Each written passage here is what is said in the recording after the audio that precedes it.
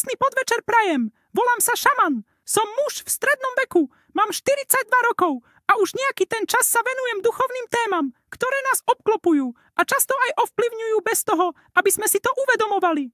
Dnes by som sa s vami rád podelil o tému, ktorá je mnohým z vás určite známa, no možno ste sa nad jej hĺbším významom nikdy nezamysleli.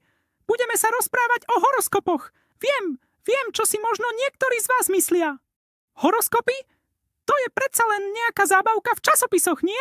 No, ja by som vás dnes chcel presvedčiť, že za znameniami zverokruhu a postavením planét sa skrýva oveľa viac. Nie je to len o predpovedaní, či budete mať dobrý deň, alebo stretnete novú lásku. Je to o hĺbšom pochopení samých seba. Astrológia, z ktorej horoskopy vychádzajú, je prastará veda. Naši predkovia pozorovali oblohu celé tisícročia. Všimli si, že postavenie Slnka, Mesiaca a planét v čase nášho narodenia má určitý vplyv na našu povahu, na naše talenty, ale aj na naše výzvy.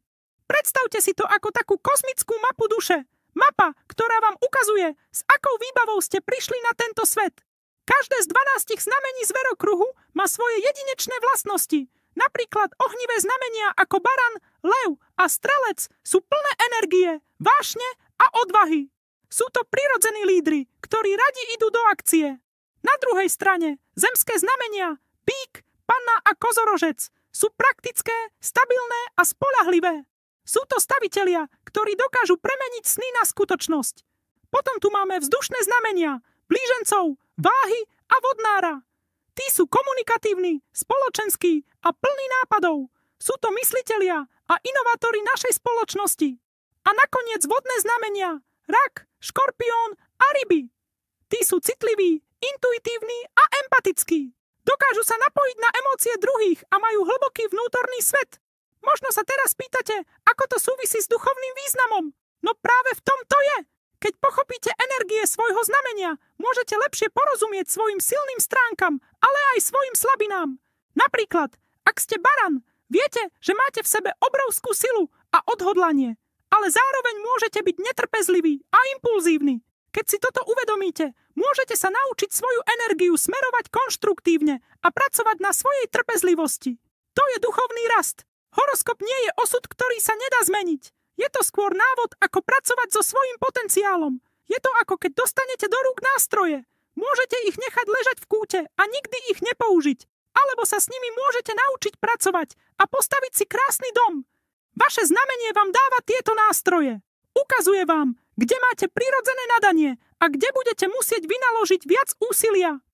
Okrem slnečného znamenia, ktoré všetci poznáme, je v našom horoskope mnoho ďalších dôležitých prvkov. Napríklad ascendent, ktorý opisuje, ako nás vnímajú ostatní, našu vonkajšiu masku. Alebo postavenie mesiaca, ktoré hovorí o našom vnútornom svete, o našich emóciách a potrebách. Keď sa začnete zaujímať o svoj osobný horoskop podrobnejšie, zistíte, aký komplexný a fascinujúci systém to je. Je to ako skladačka, kde každý kúsok má svoje miesto a spolu tvoria jedinečný obraz vašej osobnosti. Pre mňa je duchovný význam horoskopu v sebapoznaní. Keď viete, kto ste, aké sú vaše dary a aké sú vaše životné lekcie, môžete žiť vedomejší a naplnenejší život. Už sa nebudete trápiť tým, prečo ste iní ako ostatní. Pochopíte, že vaša jedinečnosť je váš najväčší dar. Ak ste citlivá ryba, nebudete sa snažiť byť tvrdým baranom. Namiesto toho objavíte silu svojej empatie a intuície. Horoskop nám tiež pomáha lepšie rozumieť ľuďom okolo nás. Keď viete, že váš partner je praktický bík, nebudete sa čudovať, že potrebuje stabilitu a istotu. A keď vaša kamarátka, blíženec, neustále mení názory, pochopíte, že je to súčasť jej zvedavej a premenlivej povahy. Toto poznanie prináša do našich vzťahov viac tolerancie a pochopenia.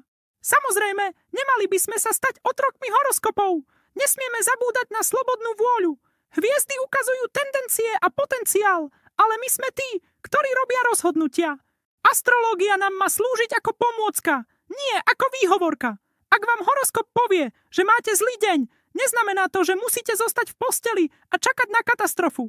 Znamená to, že by ste mali byť možno opatrnejší, viac sa sústrediť a vyhnúť sa zbytočným konfliktom. Poďme sa pozrieť na konkrétny príklad. Povedzme, že ste v znamení raka. Rak je veľmi citlivé, rodinne založené znamenie. Vašou životnou témou je často starostlivosť o druhých, vytváranie bezpečného domova a práca s emóciami. Vašou silnou stránkou je vaša empatia a schopnosť vytvoriť hlboké citové putá. Ale vašou výzvou môže byť prílišná citlivosť, náladovosť alebo tendencia držať sa minulosti. Duchovný rast pre raka spočíva v tom, naučiť sa starať nielen o druhých, ale aj o seba. Naučiť sa nastaviť si zdravé hranice, aby vás emócie druhých úplne nepohltili. A naučiť sa odpúšťať a púšťať minulosť, aby ste mohli žiť naplno v prítomnosti. Vidíte?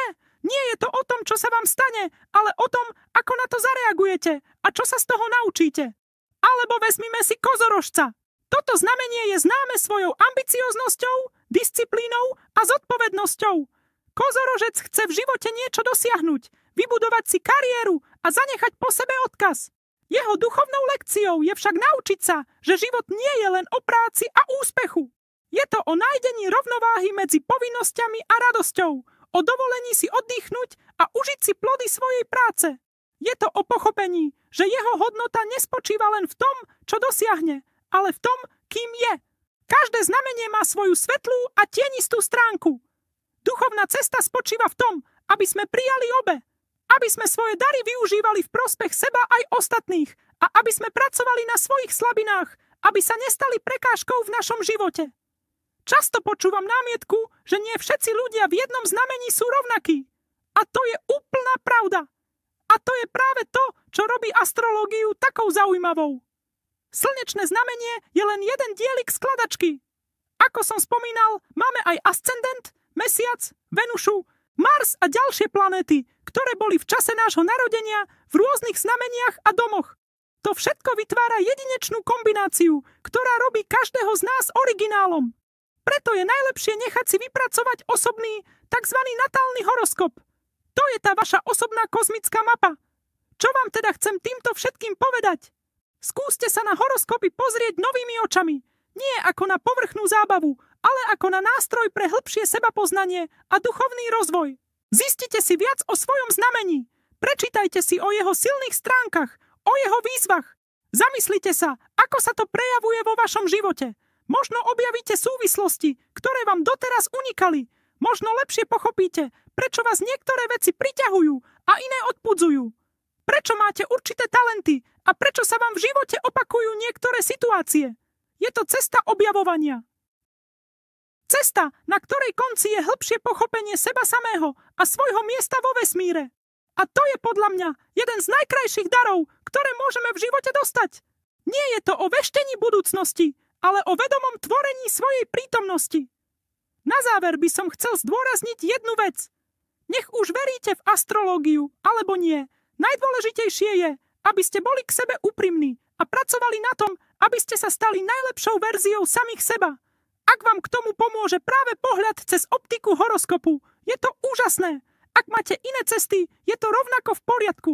Vesmír je múdry a ponúka nám mnoho rôznych ciest k poznaniu.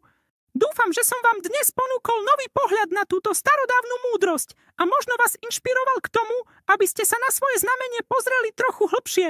Život je úžasná cesta plná objavov a sebapoznanie je jedným z najväčších dobrodružstiev. Ďakujem vám za vašu pozornosť a čas. Budem veľmi rád, ak sa so mnou v komentároch podelíte o svoje myšlienky alebo skúsenosti s horoskopmi. Ak sa vám toto video páčilo, nezabudnite dať like a odoberať môj kanál, aby vám neunikli ďalšie duchovné témy. Prajem vám krásny zvyšok dňa a veľa radosti na vašej ceste poznania. Majte sa krásne.